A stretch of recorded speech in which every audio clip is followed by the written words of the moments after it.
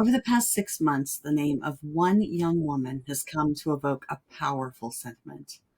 The death of Micah Frances Miller on April the 27th sparked a massive deep dive into her life and her marriage. It also sparked a movement that has developed into awareness of domestic abuse issues and a push for legislation called Micahs Law to criminalize the terminal stalking and harassment that may have contributed to her demise.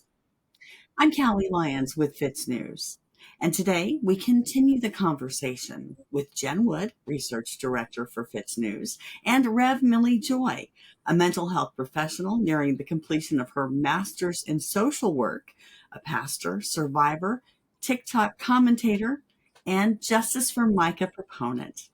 Thank you both for taking the time to talk to me today. Millie, you're somebody who has come through the fire. I checked out your website. I was amazed. Really, you've come through the worst and lived to help others. Your story is full of hope. Now you're the mother of 6 and wife of Rad Rev Rob, which sounds like a big job in and of itself. So, how did your history become transformed into this life of service? So I grew up with an awareness of domestic violence. At a young age, my aunt was murdered when I was the age of 4, and by her husband. So I grew up with that knowledge. I grew up with abuse in my own family, and that was often referenced in our abuse, how she was taken out. Same could happen to us.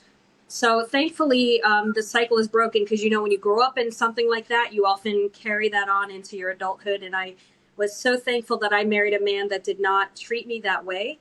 But now working in counseling and working with a lot of individuals, even in ministry, I run into a lot of people that are still battling this domestic violence issue. And I'm telling you, every person I meet, every woman especially, but it's both men and women that get free, that leave, that get the courage to leave and reach out for resources, they're my heroes.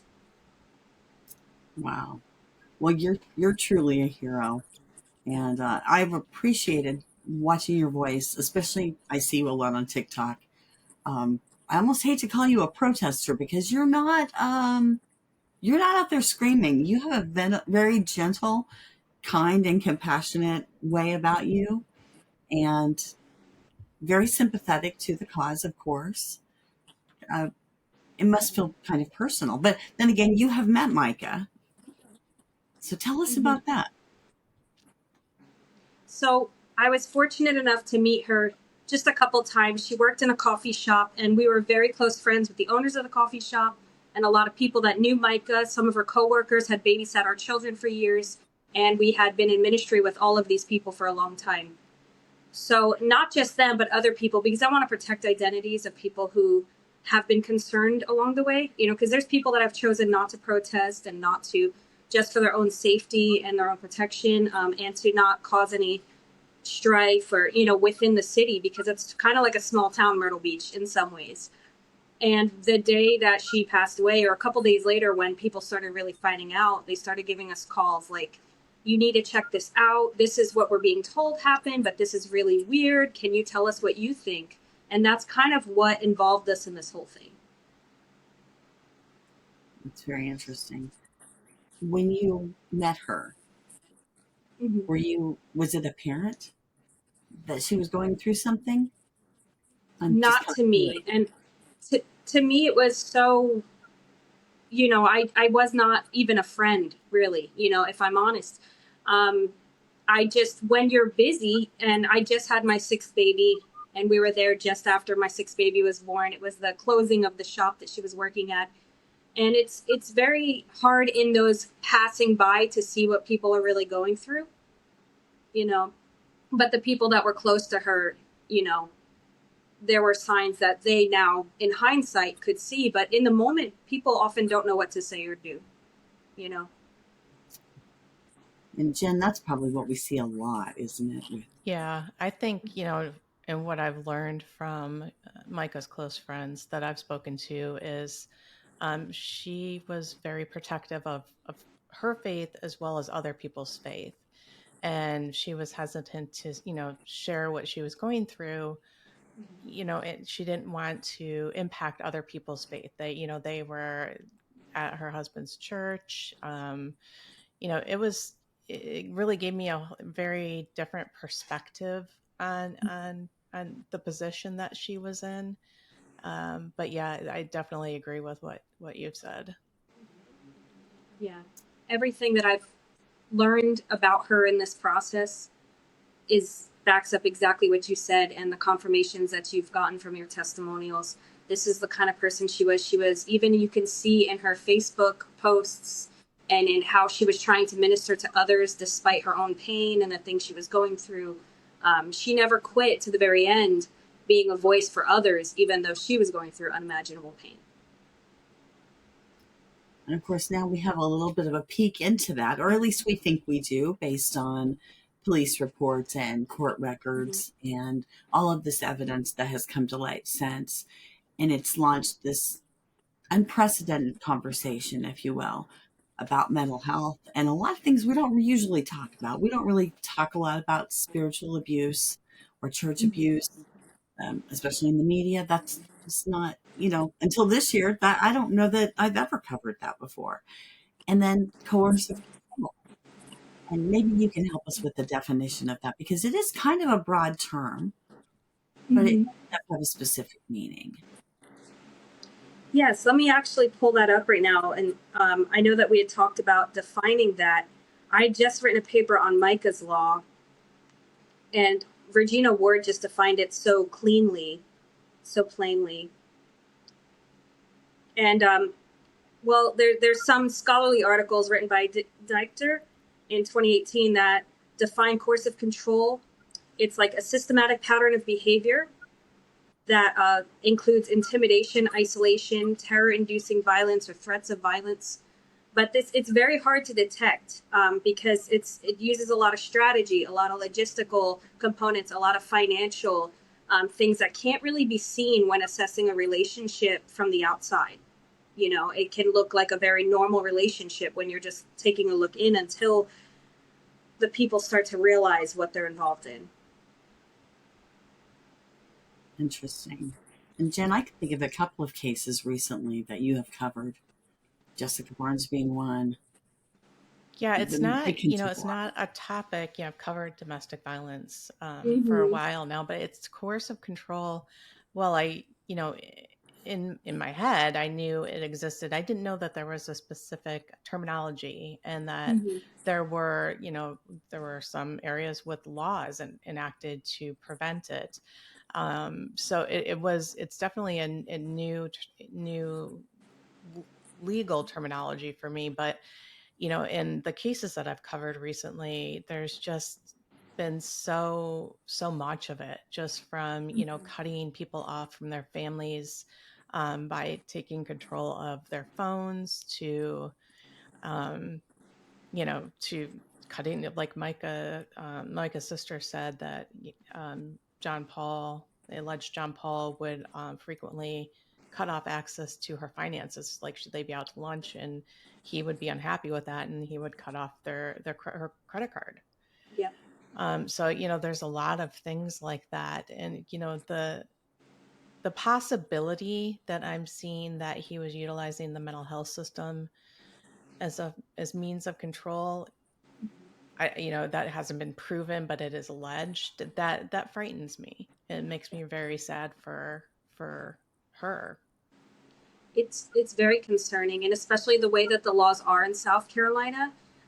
Coercive control, it's actually considered a real form of abuse and has been codified in states including Hawaii, California, and Connecticut, but South Carolina does not recognize it. And it's still like, you can call mental health services on your spouse, and then once that ball is rolling, it's very difficult to escape it, especially if it's being utilized as a form of abuse against an intimate partner and considered intimate partner violence. It can include things like... Oh, no, go ahead. Yeah, I'm sorry. it can include things like humiliation, degradation, dehumanization. This is all from Regina Ward's Micahs Law that we're trying to get passed. And you can see that it's a combination of a few different bills that have just been sitting there. They even get opened, they even get read, but they don't get processed. They don't move past the desk, like she was saying. How much difference Yeah, can it it's make with the passage of a law? Jen, do you have any thoughts on that? Will it make a difference to have a law? I think any time that there is specific legislation, it can absolutely make a difference. I do think in a law such as this, there would have to be very dedicated training to ensure that law enforcement, solicitors throughout the state, that they know what this law is, know how to apply it, and know how to follow through with criminal charges if they're applicable. So yeah, I think it can be very successful. It does require education, and my in my experience, South Carolina has not been the great at educating people once they enact legislation. So I think as part of that law, I think that is a big part of what Regina Ward was talking about when she was rolling the law out, was educating people about it. And I think that's great that that's even being factored into it already. Yeah, and so that's part of our job too as social workers. We're being trained on, they say, hey, how can we push a law through? And then how do people know about it? Because often we won't know what to fight for our rights if we don't know what our rights are. So clarifying, educating, and advocating for those rights, especially getting the bill through and then telling people, hey, you don't have to subject yourself to this kind of treatment anymore. Yeah, I can see where that would be huge. Um, Mm-hmm. However, I do worry that without the proper training, Mm-hmm. we wouldn't necessarily be in a better position because Yeah. we kind of see the law applied unevenly currently anyway when it comes to certain departments and how they handle certain situations, and Mm-hmm. whether that's because they know the people involved, or who knows what it is. So yeah, but I think you know law enforcement officers are put in the unfortunate position of having to make a snap decision when they arrive on the scene Mm-hmm. that's going to determine how they handle a particular situation. And these situations can be very tricky, very difficult to try to figure out who's in the wrong, basically. um, yeah, It's so very true. I mean, when you get an officer, like at the protests, it's like we don't know if the protests, if the officers there, if they're completely unbiased, are they hired by JP in the church, which you can do here. You can hire the police to protect your organization. And we don't know if they've heard of Micah before or why, or if we're just a bunch of angry people. They don't have any idea. Sometimes I think because, or at least that's how they come across. Like, yeah, Right. The yeah. protests they've been consistent since Micah's death. Do you foresee, as the legislation starts moving towards Columbia in the state house, do you foresee, doing some advocacy and protesting, in terms of pushing lawmakers to move this legislation instead of it just, sitting and collecting dust? I would love to put together a plan. Of course, it takes, of course, I believe it takes more than one person. So we have to really come together in unity. And, sometimes it's hard. It's very hard. Even protesting outside of Solid Rock, it's week after week, we have to keep our morale up. We have to say, hey, somebody's hearing this. Something's going to be done, um, and then there's a bunch of stuff that comes with that, which leads into the organizational harassment and all that, which is really, it takes a toll. It really does. I'd like to say it doesn't, because I don't want to empower anyone who's actually doing those things. But the reality is the people that see the protesters out there, they're like, why are you doing this? Anyone who thinks that, it takes a toll. It's exhausting. I wore a Spider-Man mask in 100-degree weather. It was very much work. So, Any kind of a long-term campaign like that, I think, is always longer term than you expect it's going to be going into it. But it does take a yeah. toll on your mental health and your attitude, and just the amount of time that it takes to sustain the energy to keep something like that going. It can be very Very. tricky. Yeah. And of course, some campaigns last for years. Let's hope that's not the case here, but it's not Hopefully. unusual. Right, right. Um, and speaking of that, this week a content creator made some, I think, some pretty interesting comments. She said that majority of the audience members who are constantly watching the Micah story and are focused on multiple creators telling the Micah story are often themselves victims of intimate partner abuse, who are Mm-hmm. just as much fighting for themselves as they are fighting for Micah. So first of all, that was a stunner for me. I thought that's kind of profound. I really hadn't thought about it that way before. But she went on to say they suffer from PTSD by being victims to begin with of intimate partner abuse. Um, but then with this particular case, we have some distracting antics and some infighting with content creators, and that's kind of putting a heavier burden even on the PTSD that the victims would be already suffering from. So I wonder what you thought of that notion, if you think there's any, validity to that claim, and just in general, what your kind of take is on that. So I study organizational management. I'm also earning my MBA, and I have to study organizational leadership. Whenever you get a group of people together, um, and not for a stressful cause, for any cause, there's challenges. You're merging personalities and histories and traumas, and so not giving weight to any poor choices that have been made. Um, I do think that this is also an element that goes along with the organizational harassment, right? Because with organizational harassment, which we really didn't even get to fully yet, there's a targeted individual. And so each week after week, a protester or a couple protesters have been the source. And so then you take the natural components of how hard it is to get people to work together, or you take one downfall or one person who might not have the best motives, and it starts to spread. Like the people who are against them will target them, play on those weaknesses, and make it bigger and bigger and draw it out as long as possible. So I do agree that it's not good when those things happen, and I also think that it's bad when we give people something to work with, if that makes any sense, you know.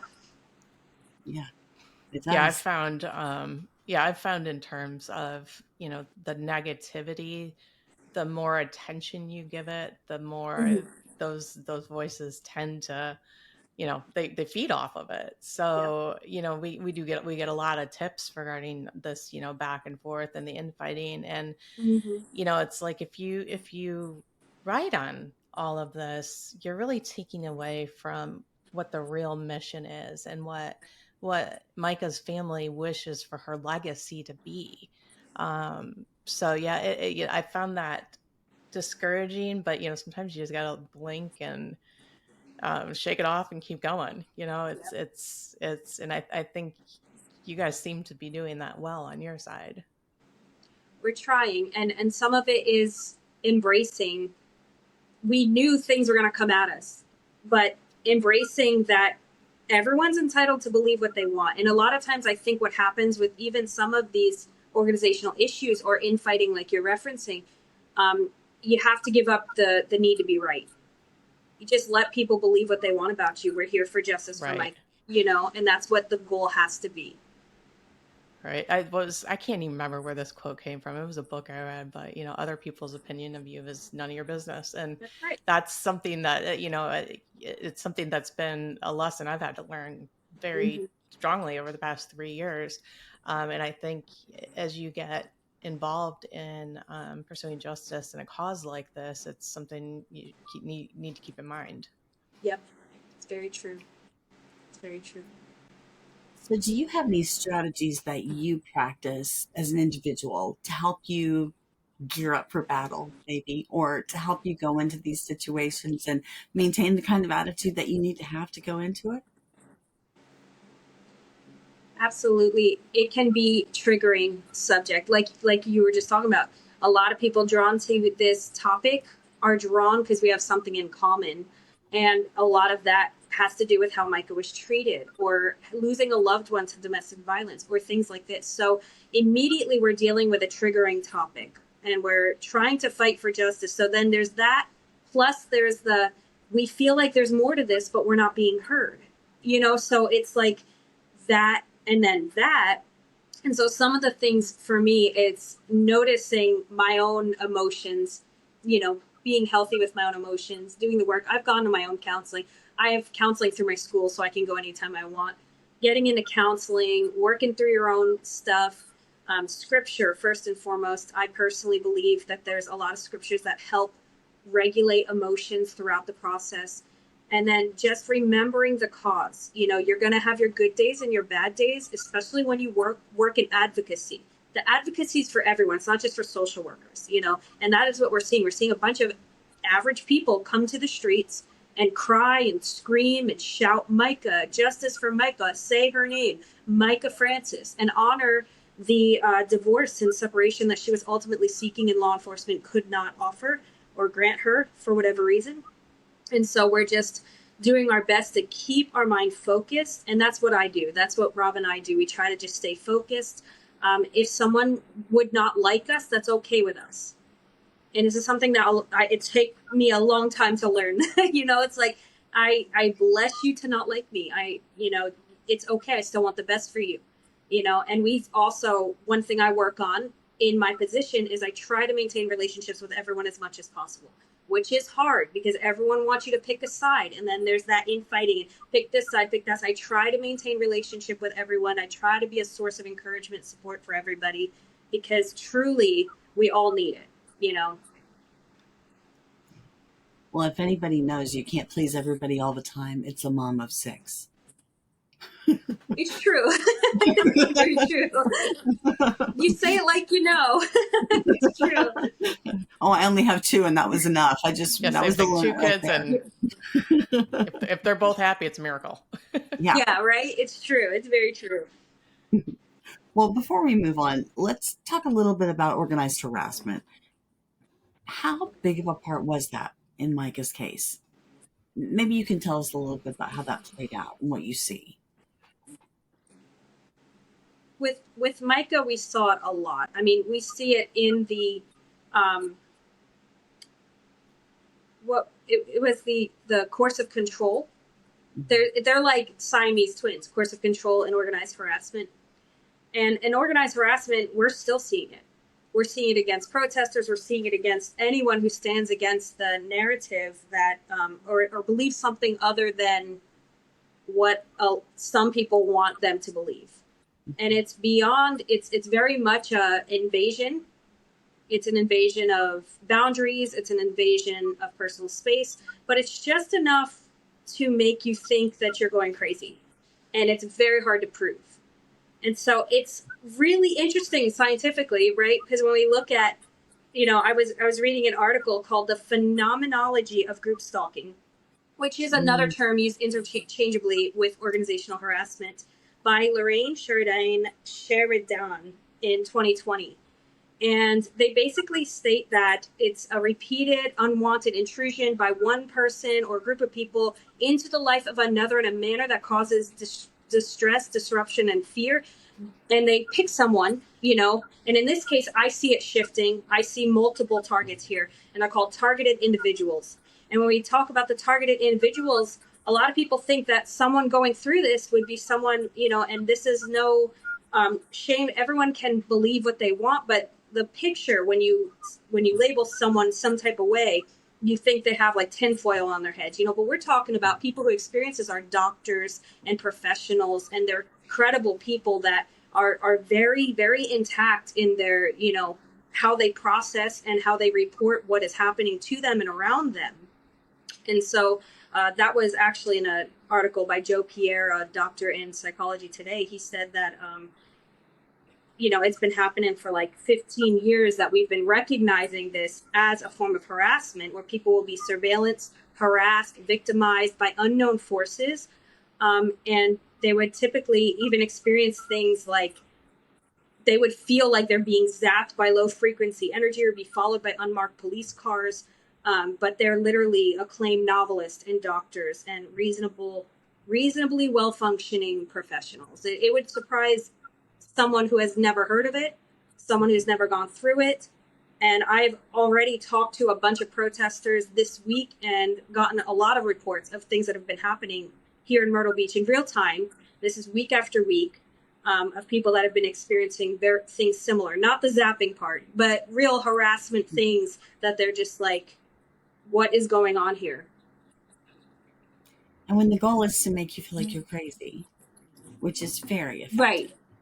And Very it's effective. like, I was talking to somebody, a good friend of mine who was a victim of long-term organized harassment. And she was like, the stuff that was happening to me, I knew it was happening. But if I Mm-hmm. called the police to Yeah. make a report, that I had just bought, a case of toilet paper and now there's no toilet paper, I sound Mm-hmm. like a lunatic. Yep. Yep.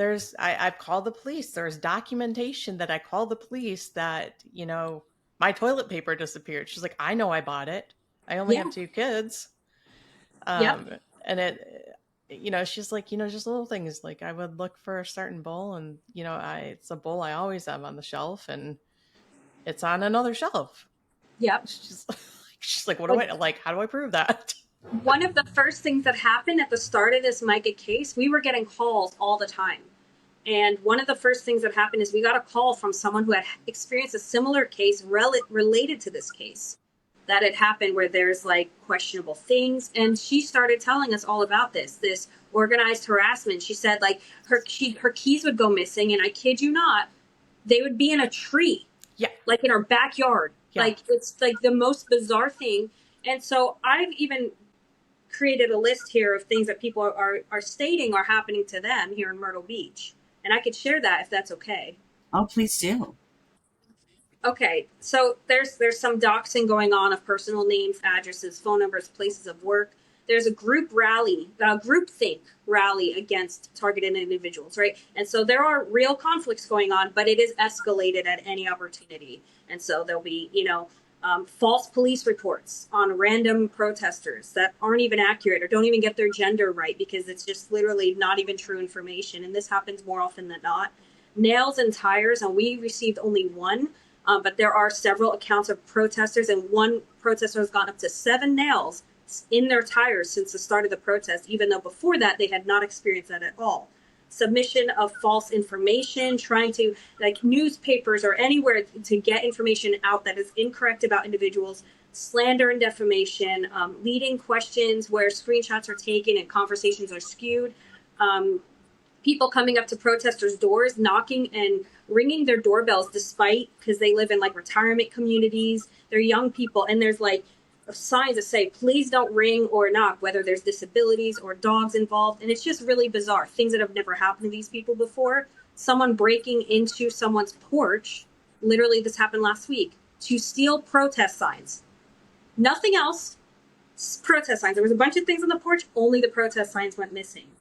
And just papers of protesters past, if they've been through things or they've had to be corrected themselves, being printed and left at the protest site, totally unrelated to Justice for Mica, and more. And thankfully, I always joke about this. If it's happening to me more than I realize, I don't know because I'll think it's my kids. And I always joke, like, you can do what you want, but I'm gonna think if my toilet paper is missing, I know it's one of my kids, so don't get them in trouble by trying more with us. Because everything's disheveled half the time in my house. So go ahead and try your stuff, but not really. Please don't.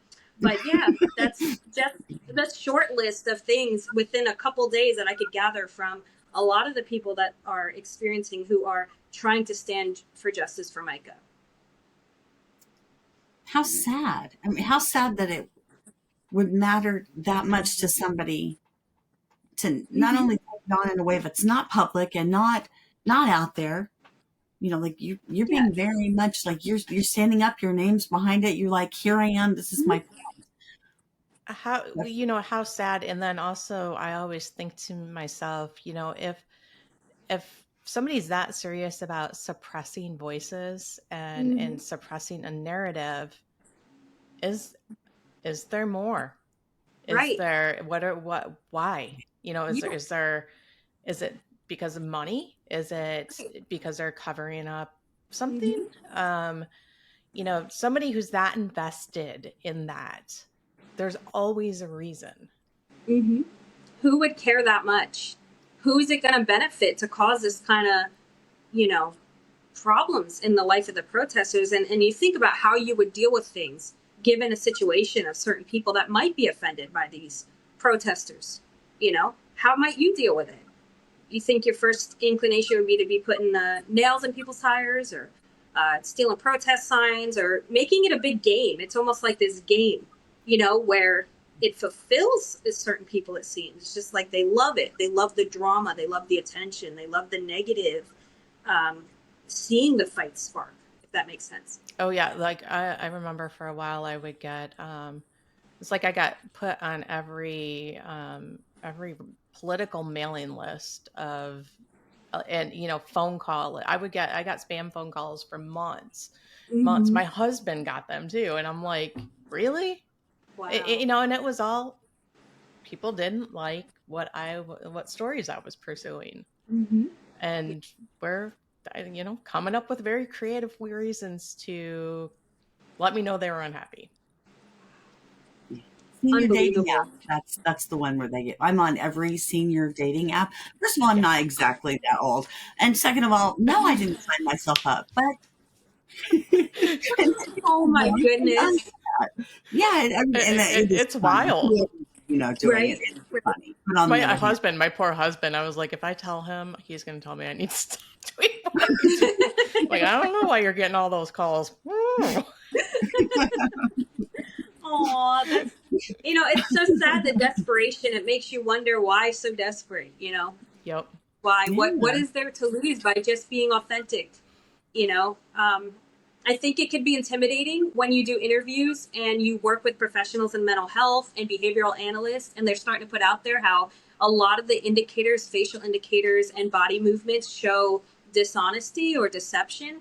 And so I guess that could be one cause for someone to be really wanting the protests to stop or things like that, because that can be intimidating. And then anything you're trying to build, despite any allegations, could be hindered or impacted by that. Would you agree? Yep. yeah. 100%. And this isn't going away, Right. despite anything that has been presented as evidence or that we've been allegedly sure of in the past. Um, the big event itself that led to all of this.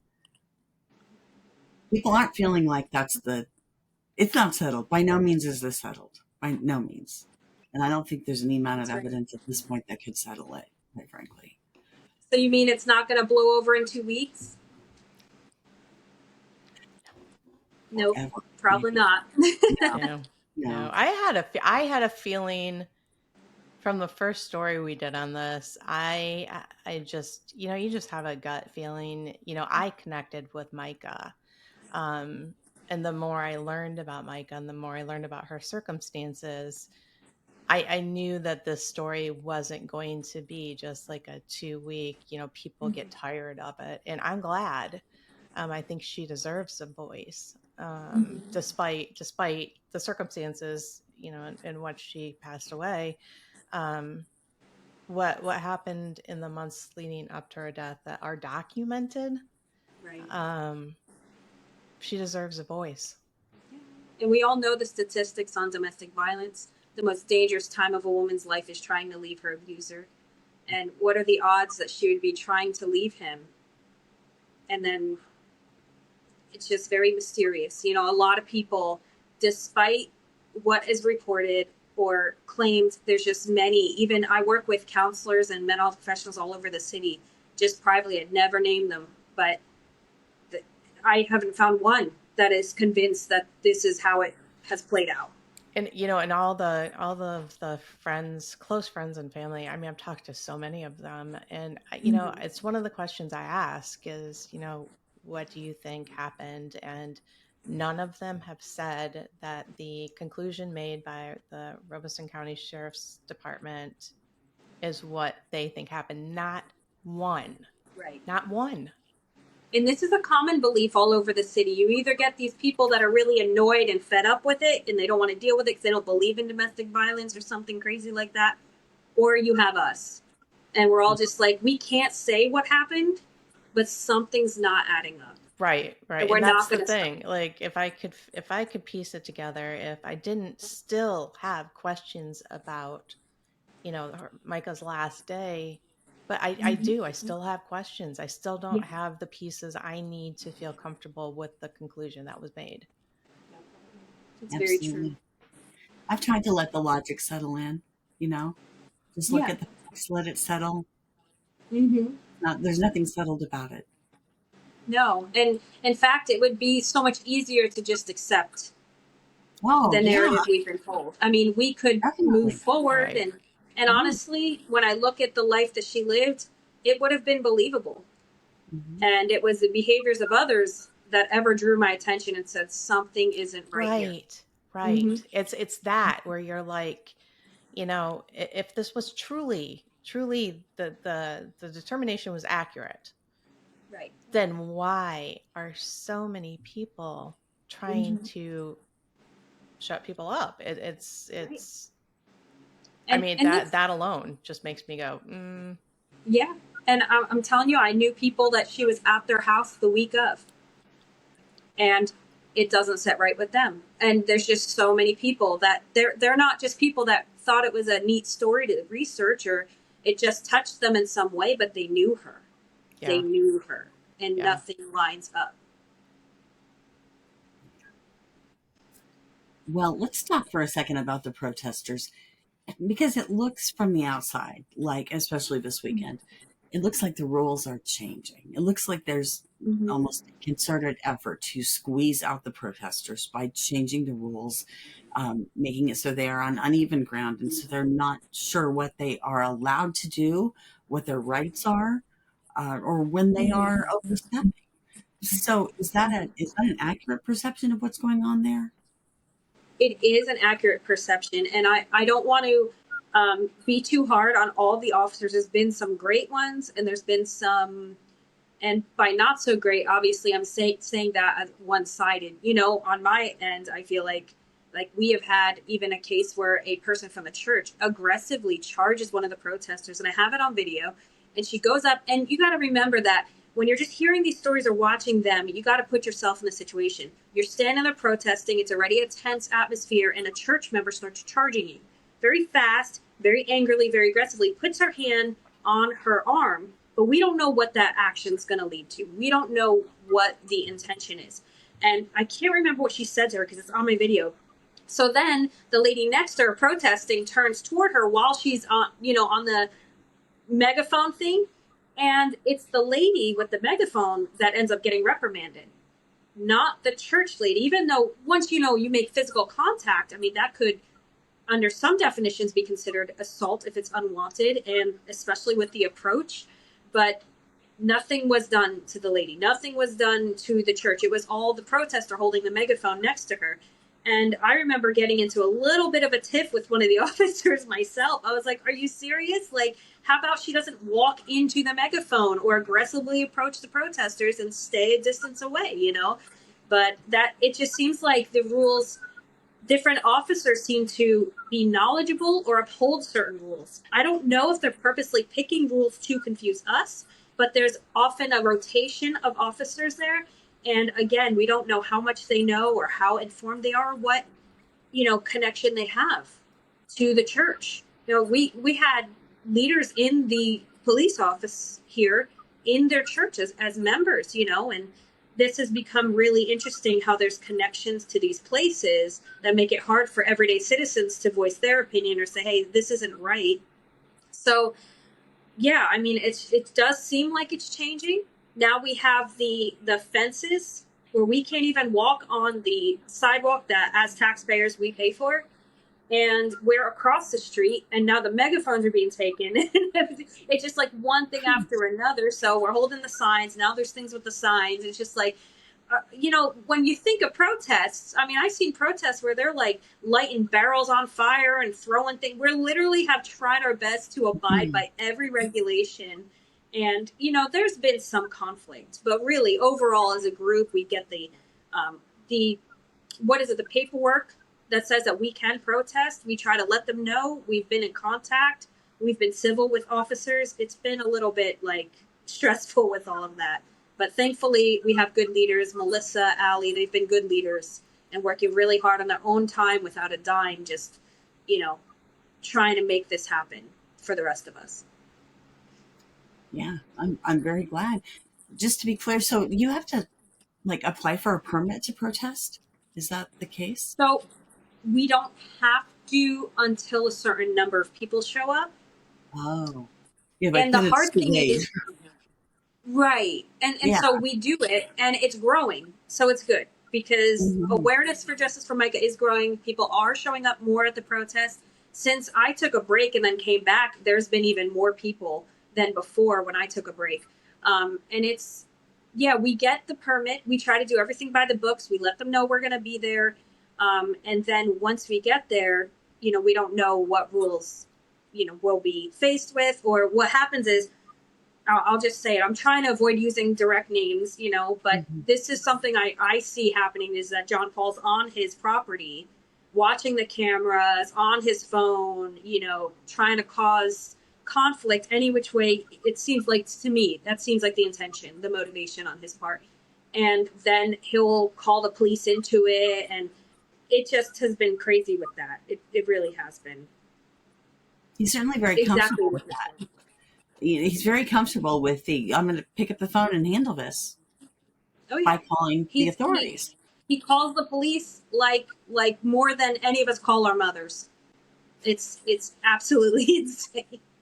I mean, I don't mean No, I no, no, shouldn't say you're that, good. but That's it just funny. feels like really bizarre behavior. And truly, I believe he could use some treatment, in my opinion. I don't want to demonize anyone. Really, I think it'd be best if people at Solid Rock did not enable this behavior. It'd be best if, even if the worst case scenario isn't true and we're all just really hyped up on emotion and triggered, while Mhm. still the behaviors we know that are proven, the coercive control and the stalking and the tracking and the posting a nude photo of her on the social media, this automatically, in any other field, if I acted like that in counseling, I'd have my license taken. I would not be able to practice. And so why is he able to get behind a pulpit and preach now? This is enabled behavior by people that are using scriptures out of context. And this is part of why I'm so involved, because a lot of the people there, they don't realize how he's manipulating scripture against them. And so I will come with scriptures on my sons all the time, yes, do good to those who persecute you, but wolves in sheep clothing, you know them by their fruit. And coercive control has been the fruit of John Paul Miller. And that, in my opinion, makes him not qualified for ministry at this time, or at least until he gets a lot of treatment, but really never. A lot of times these people can never return to ministry or any form of leadership, in my opinion. This is just statistically, they often have a hard time leading people without exploiting and abusing them, if we're honest. But many in the church struggle with this mindset. They want to believe in hope for everyone. So I try to be sensitive. Would this be a different story if he wasn't himself a victim of abuse? No, Oh, I don't think so. Because this is like twin studies. We see twins come from an alcoholic father, and one becomes an alcoholic and one becomes a substance abuse counselor. We all have stories. We all have reasons that we can use the pain. I was abused. Others have been abused. It's our job to get the help we need. We need to go to treatment. We need to submit to these things. And I think it's way harder for people with I'm not saying he has this because I don't know, like a narcissistic personality disorder, or, a histrionic personality disorder, things like that. well, that's not what I expected you to say, but that's very interesting, and that's a good point. That's a really good point. So, to some extent, it all comes down to personal responsibility. If you're not okay, Mm-hmm. it's your job to Yeah. seek I mean, help. it can be hard to see it Yeah. when you need help, Mhm. but you can't go around abusing everyone else and saying, well, I was abused as a kid. Well, a lot of people were, and you have to do something with this. and it's hard. You're responsible for your healing. You're not responsible for how you've been injured, but you're responsible to recognize to the best of your ability and go and talk to someone. This is why therapy is great, because sometimes it's helpful to talk to someone outside of yourself and say, hey, this is what I'm seeing and experiencing. Am I right with this? And they can help. That's such a good point. Such a good point. Is there anything else before we wrap up that you'd like to make sure that we talk about or make sure that people know about Mica? I think I'm going to cry. That's okay. We'll probably join you. I'm just so thankful for those that have not given up on the story and for the life that Micah did lead, because there's no good outcome to how we lost Micah. Either which way, it's absolutely tragic. But there are more Micahs out there. And we need to see things change. And Micah should have had better. And so thank you guys. Thank you for your work on this. Tirelessly, endlessly. It's been months. She passed away in April, and here we are in October, still doing these things, And if it wasn't for people like you guys with your platforms and your professional services that you offer, who knows how far these voices could go. So thank you. Thank you for your work. Well, Jen Wood and her big heart is the driving force behind our coverage. Oh, that's so sweet. She feels it all. She feels so all that this manages to be this positive influence in everyone's life. So thank God I worked with her. Well, it's an honor to meet y'all. You too. Somewhat in person. Yes. So. Yes. Well, I'll be back in Myrtle Beach soon, so we'll definitely have to meet when I am. Awesome. I look forward to meeting you. Thanks. Yeah, we need to get back together in a few months once this is a little more resolved and we're a little closer to the goal. And yes. Yeah. I agree.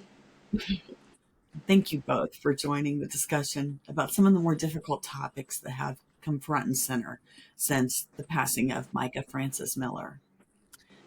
Just a reminder to our audience to follow our ongoing coverage at FITSNews.com.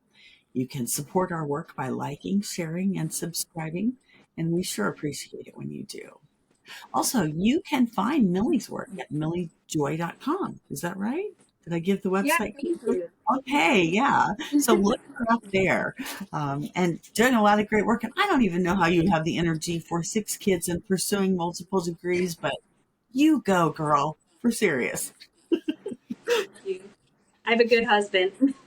Oh, that's amazing. That's great. But finally, feelings are strong on all sides of the story, which continues to develop so many months later. Please remember that anyone named or unnamed in this discussion is innocent until proven guilty. Despite the gravity of these serious issues, there is help available for those who are suffering. Amidst the darkness, there are lifelines, resources tailored to aid those grappling with adversity and their concerned loved ones. If you're in danger, call 911 immediately. If you or a loved one is in crisis, call or text 988. For FITSNews, I'm Callie Lyons.